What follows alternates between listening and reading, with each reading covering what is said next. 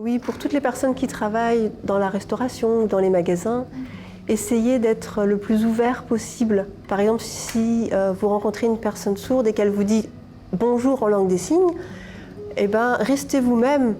Ne soyez pas trop pris de court. Hallo, ik ben Gerry. Dit is mijn naamgebaar. Ik ben 57 jaar. Ik heb 3 kinderen, ze zijn al groot ondertussen. Ik werk in een bibliotheek. Ik ben medewerker gebouwbeheer. Nu, op dit moment gebruik ik mijn eigen stem niet. Er is een tolk aanwezig en zij vertaalt alles wat ik vertel in gebarentaal naar het gesproken Nederlands. Het is een vrouw, dus vandaar dat jullie een vrouwenstem horen. Bien, bonjour. Je m'appelle Justine. Je travaille dans une association pour personnes sourdes qui s'appelle InfoSourd. Et dans le cadre de cette association, je me charge de tout ce qui est support média. Donc je me filme, je filme des traductions en langue des signes, j'insère du sous-titrage et je fais du montage.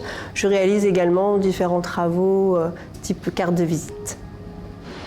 Als ik ga winkelen, dan zijn er wel wat dingen waar ik tegenaan stoot. Bijvoorbeeld als ik iets koop en ik steek dat in mijn zak en als de alarm afgaat, als ik naar buiten ga, omdat ze bijvoorbeeld het alarmpje vergeten zijn af te doen, dan hoor ik dat alarm niet.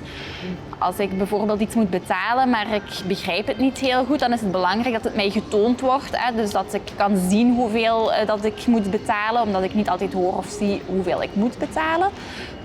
Soms als ik bijvoorbeeld naar het restaurant ga en ik bestel daar iets, dan moet je soms even wachten. Als ik dan ga zitten en ze roepen het nummertje af dat mijn bestelling klaar is, dan hoor ik dat natuurlijk niet. Dus dat gaat volledig aan mij voorbij.